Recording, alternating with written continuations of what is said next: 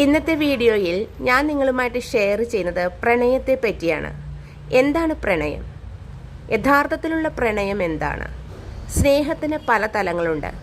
മാതാപിതാക്കൾക്ക് കുട്ടികളോടുള്ള സ്നേഹം, ഒരാൾക്ക് അല്ലെങ്കിൽ ഒരു വ്യക്തിക്ക് തൻ്റെ മറ്റുള്ള ഫ്രണ്ട്സിനോടുള്ള സ്നേഹം, കാമുകിക്ക് കാമുകനോടുള്ള സ്നേഹം, ഇങ്ങനെ സ്നേഹം പല വിധത്തിലുണ്ട്.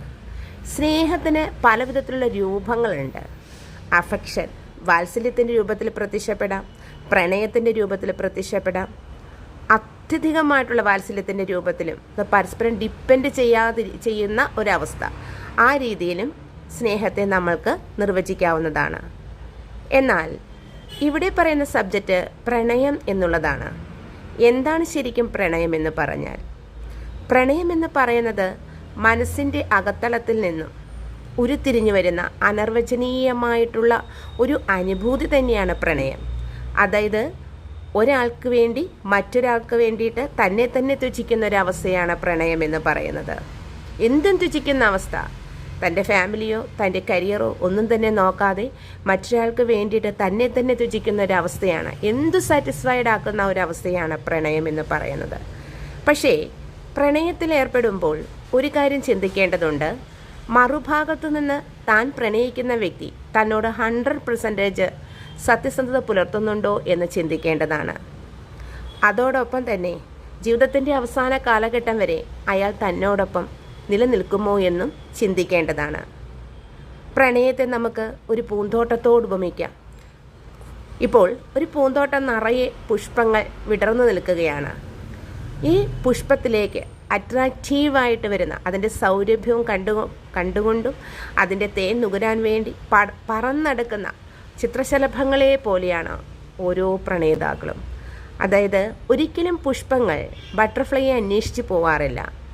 എപ്പോഴും ചിത്രശലഭങ്ങൾ പുഷ്പങ്ങളെ അന്വേഷിച്ച് വരുന്നതാണ് നമ്മൾ കണ്ടുവരുന്നത്. അത് പ്രകൃതിയുടെ ഒരു നിയമം തന്നെയാണ്. അതേപോലെ തന്നെ ഓരോരുത്തരും ഓരോ മനുഷ്യരും ഓരോരുത്തരിലേക്ക് അട്രാക്റ്റീവ് ആകുകയാണ് ചെയ്യുന്നത്. ഇന്നത്തെ സമൂഹത്തിൽ ഇന്നത്തെ കാലാവസ്ഥയിൽ തന്നെ നിന്നുകൊണ്ട് പ്രണയത്തെപ്പറ്റി ഞാൻ നിങ്ങളോട് സംസാരിക്കുമ്പോൾ പ്രണയത്തിന് വേണ്ട ഏറ്റവും അടിസ്ഥാനപരമായൊരു കാര്യം എന്താണെന്ന് ഞാൻ നിങ്ങളെ ഓർമ്മിപ്പിക്കുകയാണ്. ഒരുപക്ഷെ എൻ്റെ ഈ വാക്കുകൾ നിങ്ങൾക്ക് ആരോചകമായി തോന്നാം. പ്രണയത്തിന് വേണ്ട ബേസിക് ആയിട്ടുള്ള അത്യാവശ്യമായിട്ടുള്ള ഒരു ഫാക്റ്റ് തന്നെയുണ്ട്. അതാണ് money. Money is the basic of everything എന്നാണല്ലോ. അതായത് മണി ഇല്ലാത്തിടത്ത് പ്രണയമില്ല. അത് പല കവികളും അത് നമ്മളെ ഓർമ്മിപ്പിച്ചിട്ടുണ്ട്. കവിതകളിലൂടെയും അവരുടെ അഭിമുഖങ്ങളിലൂടെയും സംഭാഷണങ്ങളിലൂടെയും അവർ നമ്മളെ ഓർപ്പിച്ചിട്ടുണ്ട്. അപ്പോൾ നിങ്ങൾ മനസ്സിലാക്കേണ്ട ഒരു കാര്യം, പ്രണയത്തിൻ്റെ ഒരു ബേസിക് ആയിട്ടുള്ള ഫാക്റ്റ് മണി തന്നെയാണ് എന്നുള്ളതാണ്.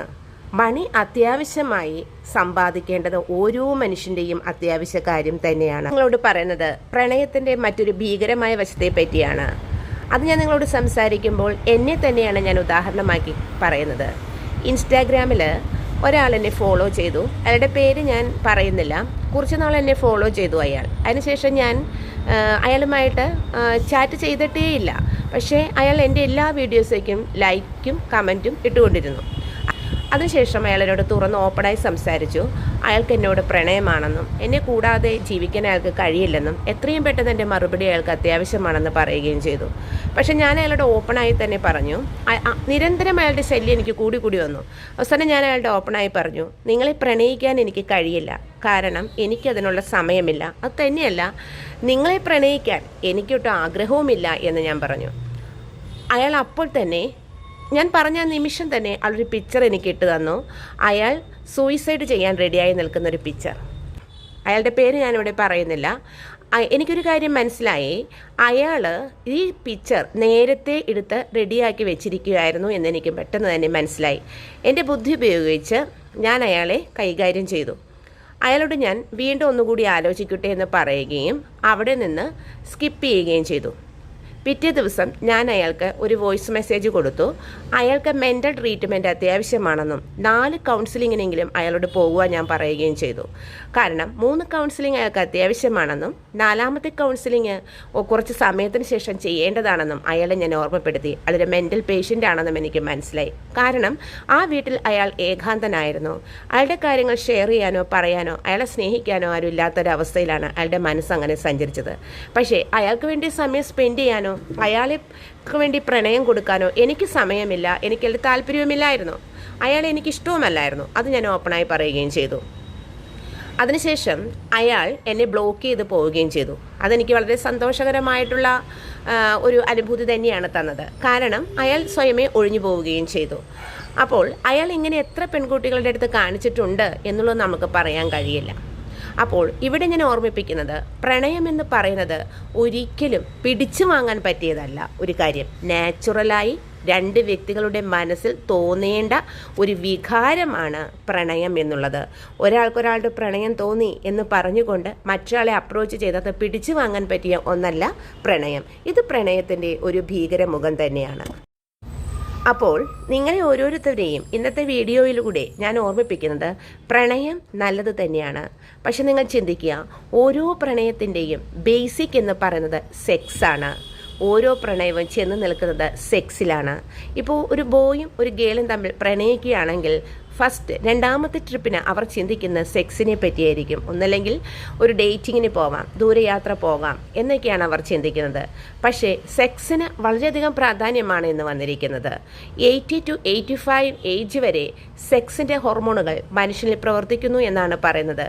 പക്ഷേ എല്ലാവരും നമ്മുടെ സമൂഹത്തിൽ മനസ്സിലാക്കേണ്ട ഒരു കാര്യമാണ്, സെക്സ് എന്നുള്ളത് ഒരു കോമണായ ജനറലായുള്ള ഫാക്റ്റ് മാത്രമാണ്.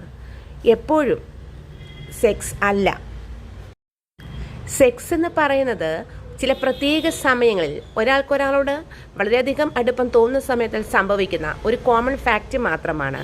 അല്ലാതെ പ്രണയത്തിൻ്റെ അടിസ്ഥാനം സെക്സായിട്ട് ഒരിക്കലും കാണരുത് എന്നാണ് ഞാൻ പറയുന്നത്. അതോടൊപ്പം നിങ്ങൾ എല്ലാവരും ഒരു കാര്യം മനസ്സിലാക്കുക, പ്രണയിക്കുകയാണെങ്കിൽ 100% സത്യസന്ധതയോടുകൂടി പ്രണയിക്കുന്ന ആളെ ജീവിതത്തിലേക്ക് കൊണ്ടുവരികയും ചെയ്യുക. എത്രയധികം ജീവിതത്തിൽ ബുദ്ധിമുട്ടുകളും സ്ട്രഗ്ലിംഗ് പോയിന്റിലൂടെ കടന്നു പോകേണ്ടി വന്നാലും പ്രണയിക്കുന്ന ആളെ കൈവിടാതിരിക്കുകയും ചെയ്യുക. പക്ഷേ റിയലായ വ്യക്തികളെ ചൂസ് ചെയ്യാനായിട്ട് ശ്രമിക്കുക എന്നുള്ളതാണ്. എൻ്റെ വീഡിയോ ഇഷ്ടപ്പെട്ടിട്ടുണ്ടെങ്കിൽ ലൈക്ക് ചെയ്യണം, കമൻറ്റ് ചെയ്യണം, ഷെയർ ചെയ്യണം. Thank you.